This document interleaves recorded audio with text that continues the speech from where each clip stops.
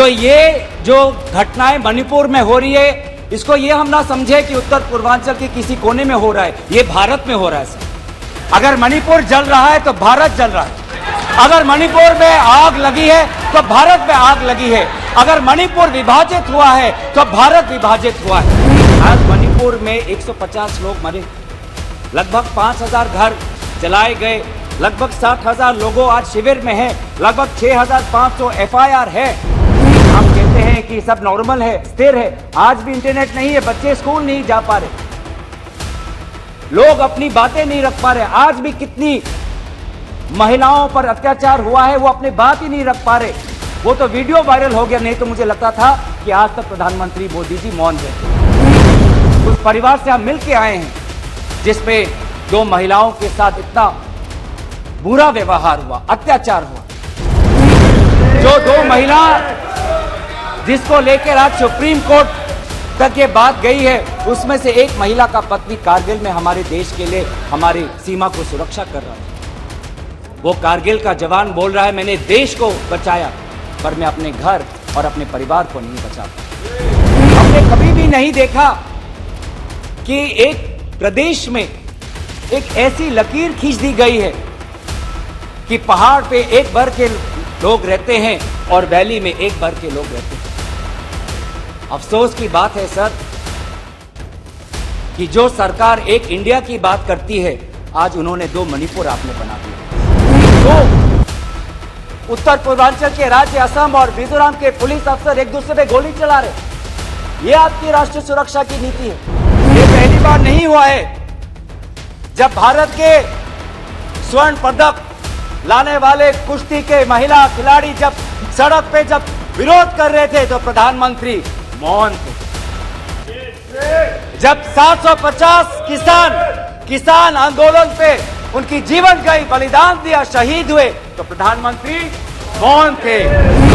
जब चीन पर हमने सवाल किया, चीन पर आप पूछे, मैं चीन पर आता हूं। जब चीन पर हमने सवाल किया कि चीन हमारे सीमा के अंदर कितने किलोमीटर पर है, तो प्रधानमंत्री मोदी जी मौन रहे। अध्यक्ष महोदय, मैं इस प्रस्ताव को आपके समक्ष रखता हूं और आपकी अनुमति की अपेक्षा करता हूं कि मैं अपना वक्तव्य रखूं। अध्यक्ष महोदय, मैं सबसे पहले आपका आभार प्रकट करता हूं कि आपने इंडिया अलायंस के इस अविश्वास प्रस्ताव को आपने स्वीकार किया।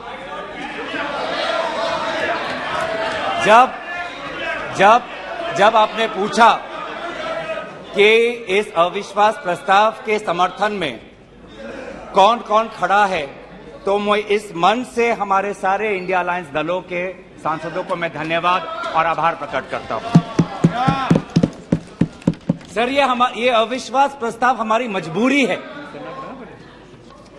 ये हमारी मजबूरी है कि हम अविश्वास प्रस्ताव हमें लाना पड़ा, क्योंकि ये बात कभी भी संख्या की नहीं थी। ये बात हमेशा इंसाफ की थी, मणिपुर के इंसाफ की थी। आप पहले प्रस्ताव रख दो आप पहले। सर, प्रस्ताव मैंने आपसे अनुमति मांगा, मैं प्रस्ताव आगे करता हूं। मैंने शुरुआत में उनकी अनुमति मांगी। ये इंसाफ मणिपुर की है, मणिपुर के लिए है। इंसाफ है। मैं पढ़ूं महोदय, मैं निम्नलिखित प्रस्ताव पेश करता हूं कि ये सभा मंत्रिपरिषद में विश्वास का भाव व्यक्त करती है। सर, अध्यक्ष महोदय, ये अविश्वास प्रस्ताव मणिपुर के लिए हम लाए हैं, इंडिया अलायंस, क्योंकि मणिपुर आज इंसाफ मांगता है। मणिपुर का युवा इंसाफ मांगता है, मणिपुर की बेटी इंसाफ मांगती है, मणिपुर के किसान इंसाफ मांगते हैं, मणिपुर के छात्र इंसाफ मांगते हैं। और मार्टिन लूथर किंग ने कहा है कि अगर कहीं भी नाइंसाफी हो तो वो हर जगह के लिए इंसाफ का खतरा बन सकता है। Injustice anywhere is a threat to justice everywhere. तो ये जो घटनाएं मणिपुर में हो रही है, इसको ये हम ना समझे कि उत्तर पूर्वांचल के किसी कोने में हो रहा है, ये भारत में हो रहा है सर। अगर मणिपुर जल रहा है तो भारत जल रहा है। अगर मणिपुर में आग लगी है तो भारत में आग लगी है। अगर मणिपुर विभाजित हुआ है तो भारत विभाजित हुआ है। तो आज हम सिर्फ मणिपुर की बात नहीं कर रहे, हम भारत की बात कर रहे हैं। सर, हमारी मांग स्पष्ट थी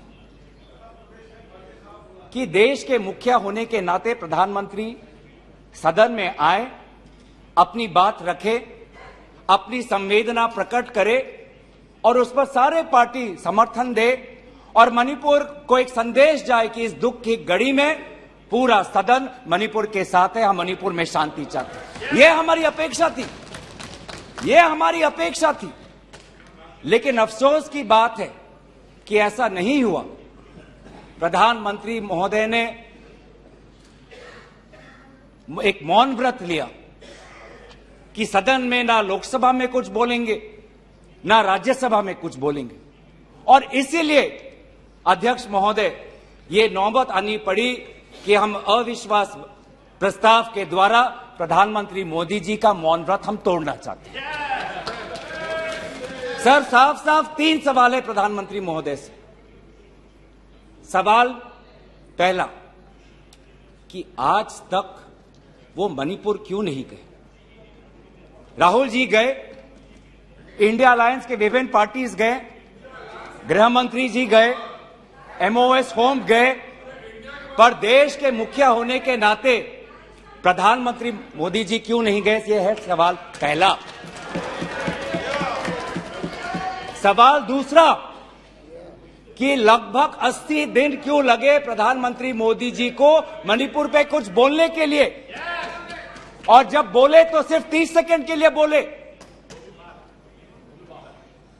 और उसके पश्चात आज तक भी प्रधानमंत्री मोदी जी की तरफ से ना कोई संवेदना का शब्द, ना कोई शांति की याचना। मंत्री मंडल बोल रहे हैं कि हम बोलेंगे, हम बोलेंगे। आप बोलें, आपको किसी ने नहीं रोका, लेकिन प्रधानमंत्री मोदी जी एक प्रधानमंत्री होने के नाते उनके शब्दों में जो महत्व है वो किसी मंत्री के शब्दों में नहीं है। माफ कीजिएगा, प्रधानमंत्री मोदी जी अगर प्रधानमंत्री होने के नाते एक शांति की पहल करें, उस कदम में जो ताकत है वो किसी मंत्री या किसी सांसद में वो ताकत नहीं है, एक प्रधानमंत्री होने के नाते। सवाल हमारा तीसरा कि प्रधानमंत्री जी ने आज तक मणिपुर के मुख्यमंत्री को बर्खास्त क्यों नहीं किया? आपने गुजरात में जब निर्वाचन आए, गुजरात में जब आपको अपनी राजनीति करनी थी तो गुजरात में मुख्यमंत्री बदल दिए, एक बार नहीं 2 बार। उत्तराखंड में निर्वाचन आ रहे थे तो उत्तराखंड में 1 बार, 2 बार, 3 बार, 4 बार शायद आपने मुख्यमंत्री बदल किए। त्रिपुरा में निर्वाचन आए तो त्रिपुरा में भी आपने निर्वाचन आपने से पहले अब मुख्यमंत्री को बदला। मणिपुर के मुख्यमंत्री में ऐसा क्या आपने विशेष, आपका आशीर्वाद आप दे रहे हैं, जिन्होंने खुद कबूल किया है कि आज मेरे कारण एक इंटेलिजेंस फेलियर हुआ है? ये 3 सवाल हैं सर, और शायद इन 3 सवालों का 3 उत्तर भी है। प्रधानमंत्री मोदी जी मणिपुर पर क्यों मौन हैं, शायद उस प्रश्न का उत्तर भी 3 है। पहला उत्तर कि प्रधानमंत्री मोदी जी को कबूल करना पड़ेगा कि उनकी डबल इंजन की सरकार, उनकी सरकार मणिपुर में व्यर्थ हो गई है, विफल हो चुकी है। इसीलिए आज मणिपुर में 150 लोग मरे, लगभग 5000 घर जलाए गए, लगभग 60,000 लोगों आज शिविर में हैं, लगभग 6,500 एफआईआर है, और मुख्यमंत्री, प्रदेश के मुख्यमंत्री होने के नाते जो एक संवाद का वातावरण बनाना चाहिए था, जो एक शांति, अमन और सद्भावना का एक वातावरण जो बनाना चाहिए था, आज उन्होंने सिर्फ मई महीने से नहीं, पिछले 2-3 सालों से ऐसे कुछ भड़काऊ उन्होंने कदम लिए हैं जो आज समाज के बीच में तनाव पैदा हो गया है। आज हम मणिपुर गए हैं, क्या मणिपुर में यह सबसे पहला हिंसा हुआ है? नहीं। क्या उत्तर पूर्वांचल में ये सबसे पहला हिंसा हुआ है? नहीं, इससे पहले भी हुए हैं, मणिपुर में भी हुए हैं। मैं खुद उत्तर पूर्वांचल का हूं, मैं खुद जिम्मेवारी से कहता हूं कि हुए हैं, लेकिन पहली बार, अरे आप में से तो कोई गया भी नहीं, आप क्या जानेंगे? पहले जाओ और फिर हमें परामर्श दो, पहले आप लोग जाओ। सर हम गए और बहुत दुख हुआ कि हमने समाज में दो वर्गों के बीच ऐसा बंटवारा, समाज के दो वर्गों के बीच हृदय में इतना आक्रोश, इतना गुस्सा हमने पहले कभी नहीं देखा। हमने पहले कभी भी नहीं देखा कि आज समाज का एक वर्ग दूसरे के प्रति बदले की भाषा का प्रयोग कर रहा है। हमने कभी भी नहीं देखा कि एक प्रदेश में एक ऐसी लकीर खींच दी गई है कि पहाड़ पे एक वर्ग के लोग रहते हैं और वैली में एक वर्ग के लोग रहते हैं। अफसोस की बात है सर कि जो सरकार एक इंडिया की बात करती है, आज उन्होंने दो मणिपुर आपने बना दिए हैं। आपके राजनीति से दो मणिपुर आज बन गए। मैं मणिपुर के मुख्यमंत्री को, इस सदन से पूर्व प्रधानमंत्री वाजपेयी जी की राजधर्मों को याद करने के लिए सलाह दूंगा, जिन्होंने कहा कि राजा के लिए, शासक के लिए प्रजा में भेद नहीं हो सकता, ना जन्म के आधार पर, ना जाति के आधार पर, ना समुदाय के आधार पर। सर आज इस माहौल में अगर सबसे ज्यादा पीड़ा किसी को झेलना पड़ा है तो महिलाओं और बच्चों को। हमने देखे हैं वो वायरल वीडियो में, उनका मैं उल्लेख नहीं करना चाहूंगा, उससे सबको पीड़ा हुआ। पर ऐसे मुख्यमंत्री जी ने स्वयं कहे कि ऐसे 100 FIRs हैं। हम भी गए हैं सर, इंडिया डेलीगेशन, हमारे संसदीय दल, उस परिवार से हम मिलके आए हैं जिसमें दो महिलाओं के साथ इतना बुरा व्यवहार हुआ, अत्याचार हुआ। हमने ऐसे भी एक परिवार से मिले जिसमें एक 80 साल की महिला, जो एक स्वतंत्रता संग्रामी की पत्नी थी, उसको घर के अंदर बंद करके जिंदा जला दिया। जो दो महिला जिसको लेकर आज सुप्रीम कोर्ट तक ये बात गई है, उसमें से एक महिला का पत्नी कारगिल में हमारे देश के लिए हमारी सीमा को सुरक्षा कर रहा था। वो कारगिल का जवान बोल रहा है, मैंने देश को बचाया पर मैं अपने घर और अपने परिवार को नहीं बचा पाया। जब हम उनसे मिलते हैं तो हमको क्या कहें? आप लोग कहते हैं हम फोटो ऑप करने गए थे। सर दुख के समय में संवेदना उनको देने गए थे। आज महिलाओं, बच्चों के साथ आऊंगा, अब सारे बातों पे आऊंगा, सब पे आऊंगा। धर्मीय जगह को भी बख्शा नहीं गया। धर्मीय अनुष्ठान पर भी आज भीड़ घुसी और उसका असम्मान किया। आज इंटरनेट नहीं है, आप कहते हैं कि सब नॉर्मल है, स्थिर है, आज भी इंटरनेट नहीं है, बच्चे स्कूल नहीं जा पा रहे, लोग अपनी बातें नहीं रख पा रहे। आज भी कितनी महिलाओं पर अत्याचार हुआ है, वो अपनी बात ही नहीं रख पा रहे। वो तो वीडियो वायरल हो गया, नहीं तो मुझे लगता था कि आज तक प्रधानमंत्री मोदी जी मौन रहते अगर वीडियो वायरल नहीं होता। पर ऐसे हजार से ऐसे अत्याचार हुए, लेकिन वहां के मुख्यमंत्री क्या कहते हैं? अभी ड्रग्स के ऊपर वो बोलते हैं कि ये सब ड्रग्स के लिए हुआ है। अध्यक्ष महोदय, बहुत गंभीर पूर्वक मैं ये बात अपने आपके समक्ष सदन में रख रहा हूं कि मणिपुर के मुख्यमंत्री के कार्यालय से जब एक ड्रग माफिया के बड़े नेता को वहां की पुलिस ने पकड़ा तो मुख्यमंत्री के दफ्तर से फोन गया कि उस ड्रग के माफिया को बचाओ, रिहा करो।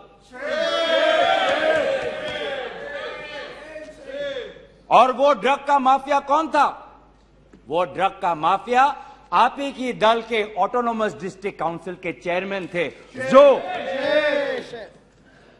वहां पे जब इटोचा सिंह को पकड़ा गया, लोयांग नांगबंग इटोचा, जब इस व्यक्ति को पकड़ा गया तो मुख्यमंत्री के दफ्तर से फोन गया कि इसको रिहा करो।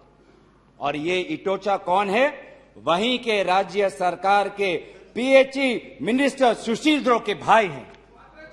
आज ये इन सरकार राज्य में ड्रग्स की बात करते हैं, ड्रग्स के साथ मुख्यमंत्री महोदय के दफ्तर का ताल्लुकात है।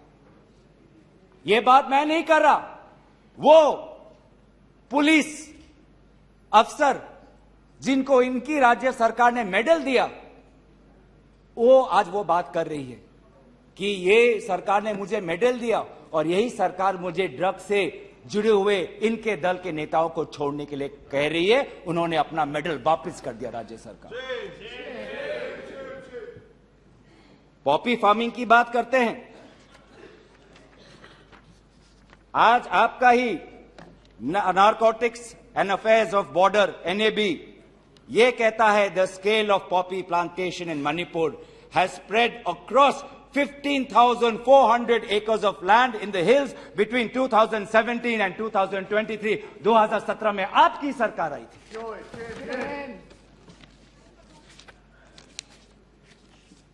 आज इंडियन फॉरेस्ट सर्वे रिपोर्ट 2021 में कहता है that within 2 years time the forest area of Manipur has decreased by 248.63 square kilometers. ये आपके सरकार के नजर के सामने वहां के जंगलों को काटा जा रहा है और पॉपी फार्मिंग को बढ़ावा दिया जा रहा है। गृह मंत्री ड्रग्स को लेकर बार बार वक्तव्य देते हैं, लेकिन गृह मंत्री महोदय आपको भी पता है कि पिछले 5-6 सालों में ड्रग्स की ये समस्या कमी नहीं, थमी नहीं, बढ़ती जा रही है। लगभग 2017 में NCRB का डेटा है 1113 केसेस, 2021 में 3611। तो ड्रग्स की समस्या आज बढ़ती जा रही है। तो कहीं ना कहीं प्रधानमंत्री जी चाहते हैं कि वो मौन रहे ताकि उनकी राज्य सरकार की छवि धूमिल ना हो, क्योंकि उनको छवि से लगाव है। चाहे लोगों पे अत्याचार हो, ड्रग्स की समस्या बढ़ी हो, ये उनके लिए महत्व नहीं रखता। पर जैसे कि मैंने कहा कि उनके मौन रहने का कारण 3 है, अभी तो मैंने सिर्फ एक कारण का उजागर किया। और दूसरा कारण यह है, और बहुत मैं सम्मानपूर्वक ये बात कहना चाहता हूं, दूसरा कारण प्रधानमंत्री मोदी जी का मौन रहने का यह है कि आज भारत केंद्र सरकार का गृह विभाग और राष्ट्रीय सुरक्षा सलाहकार आज विफल हुए हैं। क्या हो रहा मणिपुर में? 5000 से ज्यादा हथियार आज लोगों के हाथों में है। लगभग 35 पुलिस स्टेशन में भीड़ वहां जाकर वहां से हथियार अपने साथ ले जाते हैं। कभी आप जितने भी राज्यों का आपने जो उजागर किया है, कभी ऐसी स्थिति देखी है कि 2 महीनों में एक भीड़ पुलिस थाने में जाकर, पुलिस ट्रेनिंग कॉलेज में जाकर वहां पे जो हथियार है वो लेके जाती है? क्या क्या हथियार ले गए हैं? क्या क्या हथियार लूट के ले गए हैं? INSAS rifle, AK-47, light LMG light machine gun, self loading rifle, SMC, motor, grenade, bullet proof jacket, 6 lakh ammunition, 6 lakh गोलियां आज लोगों के बीच में है। कि ये राष्ट्रीय सुरक्षा का मामला नहीं है? कहां है राष्ट्रीय सुरक्षा सलाहकार? ये जो बंदूक है, ये जो गोलियां हैं, किस पर चलाएंगे? ये गोलियां हमारे भारतीय सेना के नौजवानों पे चलाएंगे। ये गोलियां मणिपुर के पुलिस पर चलाए जाएंगे। ये गोलियां मणिपुर के निहत्थे लोगों पर बरसाए जाएंगे। क्या क्या आपने आज ये जो हथियार है सिर्फ मणिपुर तक सीमित नहीं रहेंगे सर। लगभग ये जो 6 लाख एम्यूनेशन है, गोला बारूद है, AK-47, ये तो युद्ध के हथियार है, ये युद्ध के अस्त्र है। ये सिर्फ मणिपुर तक नहीं सीमित रहेंगे, ये आज उत्तर पूर्वांचल में भारत के अलग अलग जगह में ये हथियार जाएंगे और भारत के समाज को आज अशांति का वातावरण बनाएंगे। तो क्या कर रहे हैं आप? आज दुख की बात है कि अभी मुख्यमंत्री पहले तो समाज पर दोष ठहरा रहे थे, अब मुख्यमंत्री, मणिपुर के मुख्यमंत्री केंद्र सरकार और असम राइफल्स पे आज निशाना साध रहे हैं। आज ही हमें सुनने में मिला कि असम राइफल्स, जिसको जिम्मेवारी दी गई है देश को, लोगों को बचाने के लिए, उनको हटाया जा रहा है। मुख्यमंत्री के घर के जो विधायक हैं, मैं उनका नाम नहीं लूंगा, वो पूछते हैं कि इतने हथियार कहां से आए, क्या कर रही है केंद्रीय शासित सुरक्षा दल। यह असम राइफल्स किसके अनुसार काम करता है? यह असम राइफल्स गृह विभाग के मंत्रालय से इनको निर्देश दिया जाता है। तो एक ऐसी व्यवस्था बन गई है मणिपुर में कि मणिपुर के पुलिस आज असम राइफल्स के जवान पर उंगली उठा रहे हैं, असम राइफल्स के जवान आज मणिपुर के पुलिस पर उंगली उठा रही है। ये बना है 21वीं सदी के भारत में। ऐसे हम समाधान कर रहे हैं पिछले 3 महीनों से। आज सुप्रीम कोर्ट ने जो जांच कमेटी बैठाई, उससे साफ साफ साबित होता है कि सुप्रीम कोर्ट ने भी आज केंद्र सरकार और राज्य सरकार के जो काम है उसको स्वीकार नहीं किया है। आज इसीलिए कमेटी बैठाई गई है। मैं पूछना चाहूंगा कि गृह मंत्री, आपने एक 51 मेंबर्स का कमेटी बैठाया, कितने बार वो कमेटी बैठी? आप 3 दिन थे, आप वहां पे गए, 51 अपने एक पीस कमेटी बैठाई, अच्छी बात है, लेकिन वो कमेटी आज तक असफल रही। गृह मंत्री ने कहा कि मैं 15 दिन बाद में आऊंगा, पर गृह मंत्री 15 दिन हो गए हैं पर मणिपुर में दिखाई नहीं दिए। जब एक suspended insurgency group UKLF, United Kuki Liberation Front का चेयरमैन एसएस हाउकेप लीगल बयान में, एफिडेविट में यह बात कहता है कि भाजपा ने 2017 और 2019 के निर्वाचन में एक उग्रपंथी संगठन का उन्होंने सहयोग लिया, एक लीगल एफिडेविट में यह बात लिखा है। यह है इनका राष्ट्रवाद, यह है इनका राष्ट्रवाद, जो राष्ट्रवाद देश की अखंडता को आज सत्य के दांव पे आज भूल चुका है। यह राष्ट्रवाद है कि जो आज देश की अखंडता के साथ खिलवाड़ कर रहा है। आज उत्तर पूर्वांचल में आपके बड़े बड़े जो भी बातें हैं सारे अभी तक नाकाम रहे। एनआरसी की बात करते हैं, आज तक एनआरसी असम में लागू नहीं हुआ। सीएए की बात करते हैं, ऐसा एक माहौल वहां पे हुआ कि पूर्व जापान के प्रधानमंत्री असम नहीं जा पाए। नागा पीस फ्रेमवर्क 8 साल हो गए, अभी तक हमने नहीं देखा कि ये नागा पीस फ्रेमवर्क में हुआ क्या है। गृह मंत्री आज नागा विधायक से अलग से मिलते हैं, मणिपुर के से आए हुए कुकी विधायक से अलग से मिलते हैं। क्यों नहीं आप सबको एक साथ मिलकर बुलाएं और शांति की अपेक्षा करें? ये अलग अलग मीटिंग क्यों? ऐसे उत्तर पूर्वांचल की समस्या नहीं सुलझेगी कि अगर आप समाज, जाति, धर्म के आधार पर बंटवारा करें। आपको साथ में लेना पड़ेगा। पहली बार हम ये देख रहे हैं कि 2 उत्तर पूर्वांचल के राज्य असम और मिजोरम के पुलिस अफसर एक दूसरे पे गोली चला रहे। ये आपकी राष्ट्रीय सुरक्षा की नीति है। इसी बात का उजागर राहुल गांधी जी ने इस सदन में किया था जब उन्होंने आपको चेतावनी दी थी कि आप उत्तर पूर्वांचल के साथ खिलवाड़ कर रहे हो। उत्तर पूर्वांचल हमारे देश का हिस्सा है, इन्होंने कहा था। आज जो तीसरा कारण मैं आना चाहता हूं, जिसके कारण प्रधानमंत्री मोदी जी मौन है। पहला, उनकी राज्य सरकार विफल थी। दूसरा, उनका गृह विभाग और राष्ट्रीय सुरक्षा सलाहकार विफल रहे। और तीसरा, प्रधानमंत्री मोदी जी के मौन रहने का कि वो अपनी भूल कबूल करना नहीं चाहते। अगर वो बोले तो कि उनकी चूक हुई है राज्य सरकार से, तो ये भूल वो कभी जनता के सामने कबूल नहीं करना चाहते, मौन रहना पसंद करते हैं। और ये पहली बार नहीं हुआ है, ये पहली बार नहीं हुआ है जब भारत के स्वर्ण पदक लाने वाले कुश्ती के महिला खिलाड़ी जब सड़क पे जब विरोध कर रहे थे तो प्रधानमंत्री मौन थे।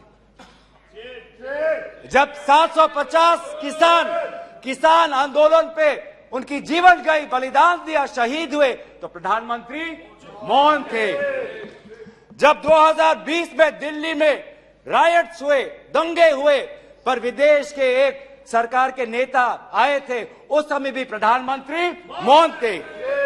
जब अडानी पर इसी सदन में राहुल गांधी जी ने प्रधानमंत्री मोदी जी से सवाल किया कि कितने बार अडानी जी एक विशेष कंपनी को प्रधानमंत्री के साथ जाने पर उनको सुविधा हुआ, तो प्रधानमंत्री मोदी जी मौन थे। जब हम बार बार पूछते हैं,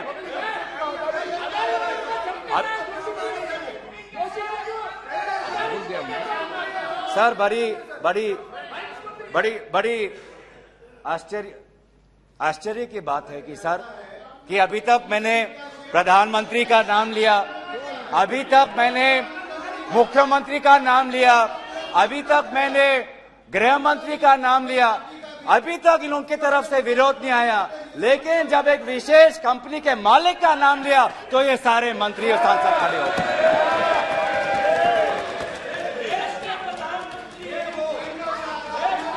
किसकी सरकार है सर? ये किसकी सरकार है?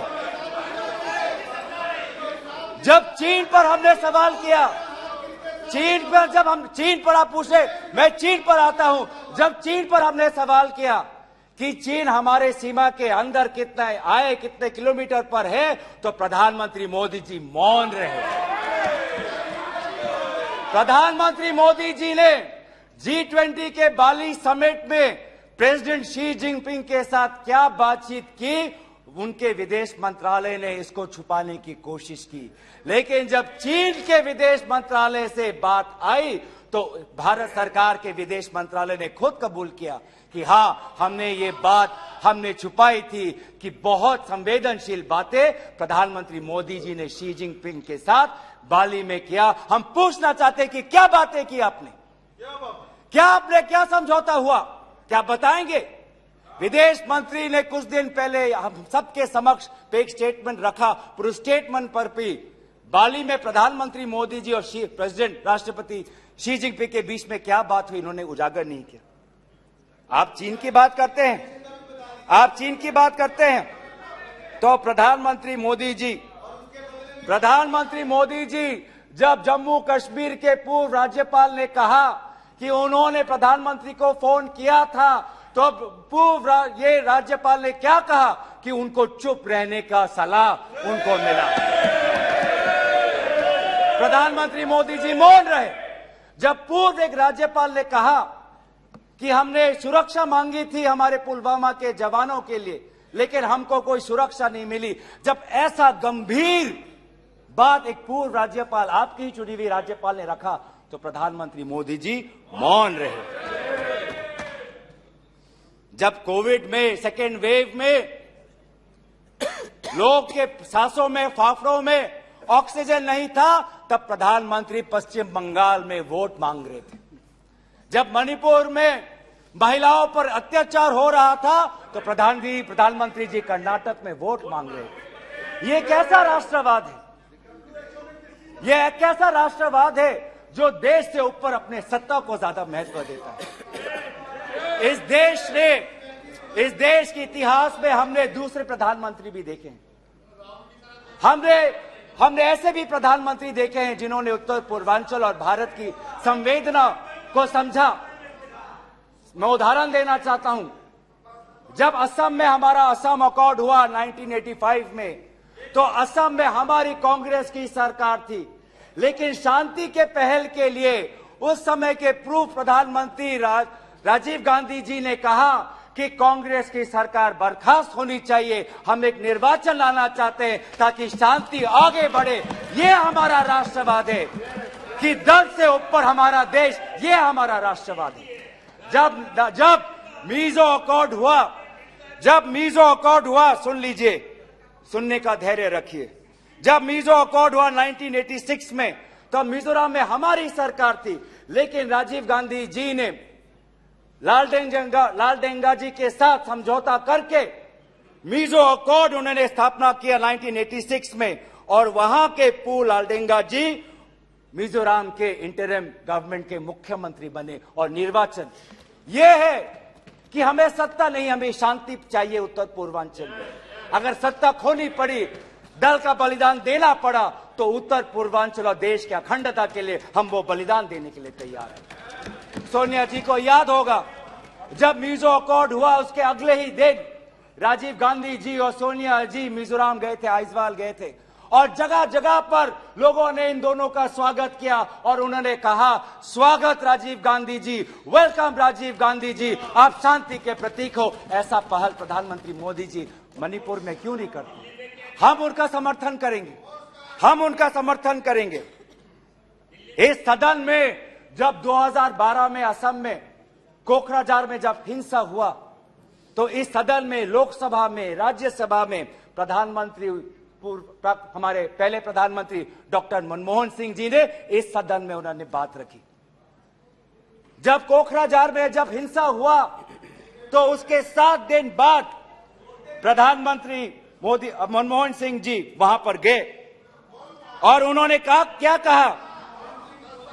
उन्होंने कहा असम में जाकर, we are one people, we are one nation, we must live together as such, we must restore peace and calm throughout the area.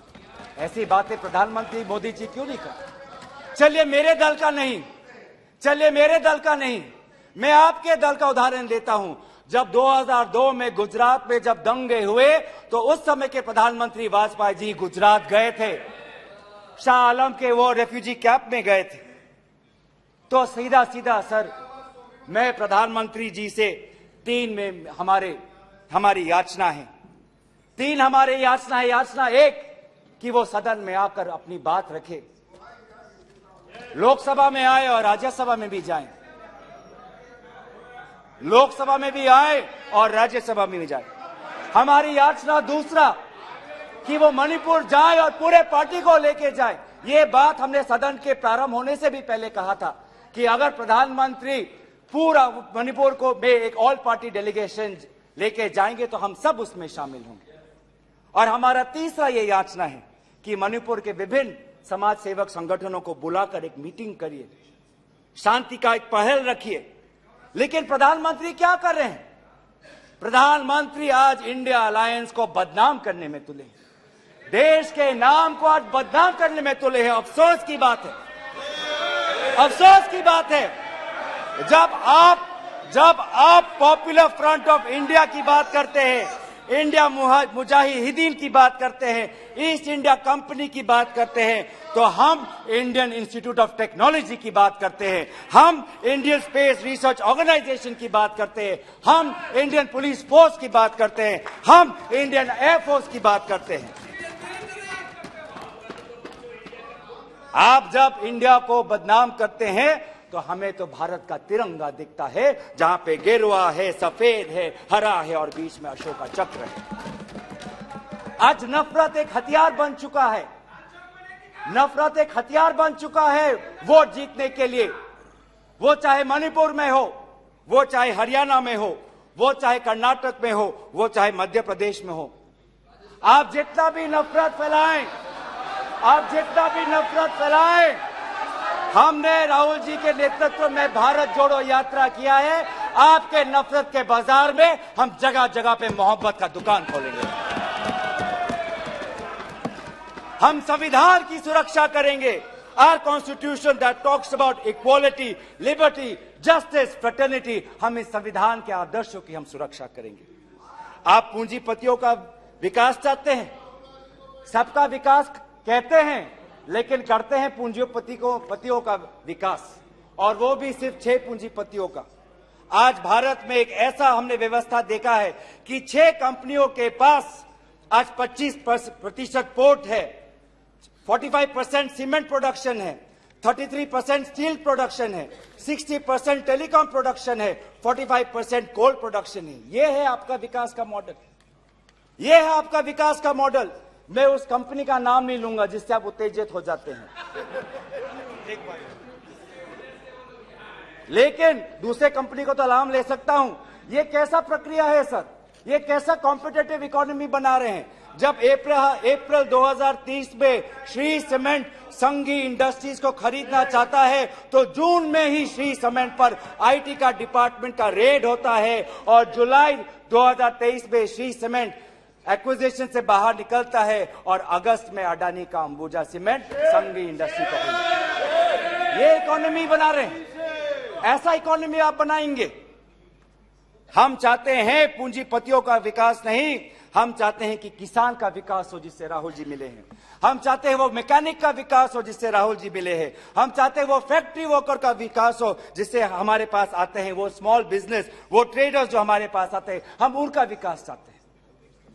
आप गरीबों की बात करते हैं, आपने गरीबों के साथ विश्वासघात किया है। आज टमाटर 2050 केजी में, पेट्रोल 102 लीटर का, एलपीजी 1200 रुपए सिलेंडर का, मिल्क आज दूध के दाम पे। आपको इकोनॉमी की बात करते हैं, लार्जेस्ट फास्टेस्ट ग्रोइंग इकोनॉमी की बात करते हैं, जाइए ये भाषा उस आजाद मंडी के उस आदमी के सामने वो रखिए जिसके आंसू आज पूरे देश ने देखा है, जो कहता है रो रो के कि मेरे पास पैसा नहीं है। ये जीडीपी और फास्टेस्ट ग्रोइंग इकोनॉमी की बातें उनको समझाइएगा। आजादपुर मंडी में राहुल जी गए, आप किसान की बात करते हैं, आपके डेटा में आज हमको मिला है कि लगभग 10,000 किसानों ने आत्महत्या कर दी है, जिसमें से किसान है, श्रमिक है, कल्टीवेटर्स है। ये है पार्लियामेंट में आज उत्तर आता है कि एमजीएनरेगा में 5 करोड़ लोगों को आज एमजीएनरेगा से बाहर कर दिया है। ये आपका विकास है।